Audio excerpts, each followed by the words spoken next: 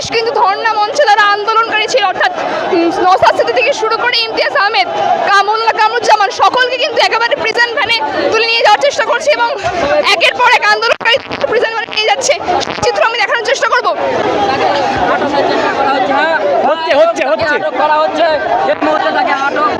দেখতে পাচ্ছেন আইএসএফ বিধায়ক নওশাদ সিদ্দিকীকে কিন্তু আটক করা হচ্ছে প্রিজন ভ্যানের সামনে, সেই চিত্র আমি দেখানোর চেষ্টা করবো।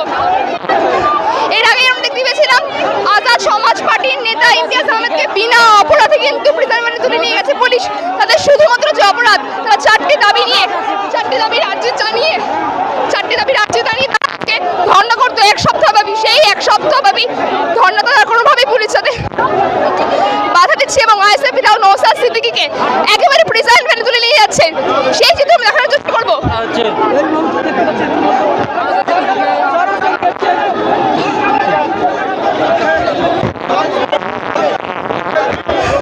তাদের যে চারটি দাবি ছিল, সংশোধনী, ওয়াকফ বাতিল এবং ভিন রাজ্যে যে বাঙালি পরিযায়ী শ্রমিকদের উপর আক্রমণ করা হচ্ছিল তারই প্রতিবাদ জানিয়ে তারা আজকে ধর্ণা মঞ্চে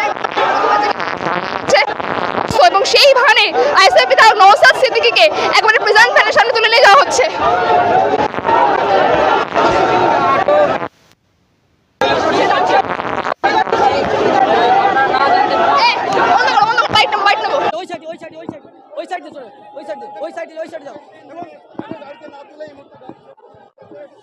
নওশাদ সিদ্দিকী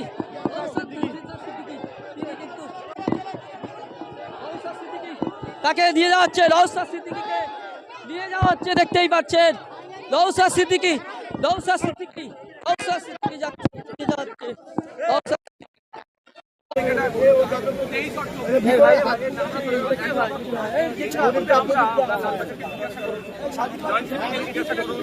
আমরা আমাদের ইন্ডিভিজুয়াল 13 বার চাওয়া হয়েছে যে আমরা অবস্থান বিক্ষোভ করবো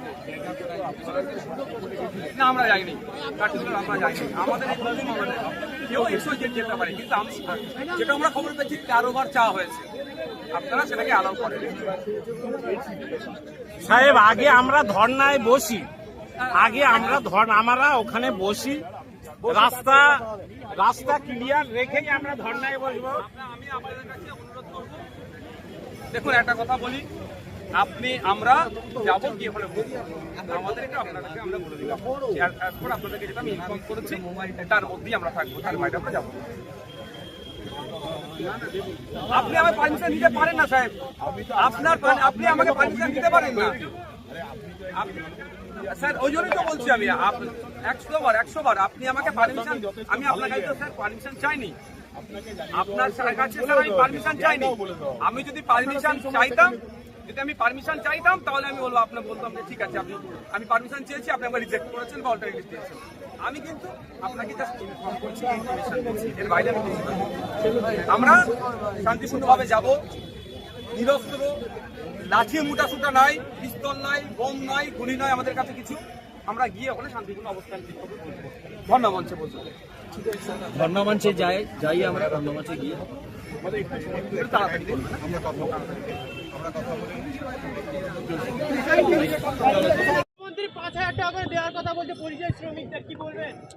দেখুন, 5,000 টাকায় সমস্যার সমাধান নয়, পরিযায়ী শ্রমিকদের স্থায়ী সমস্যার সমাধানের জন্য আমাদের আজকে ধর্ণা মঞ্চ। আমরা চাই কর্মসংস্থানের বাংলায় তৈরি হোক। ওই যে 5,000 টাকায় কত কাটমানি চলে যাবে না চলে যাবে, অরিজিনাল কারা পাবে, আমরা দেখেছি আবাস যোজনা নিয়ে কি হয়েছে। বাকিটা বলুন।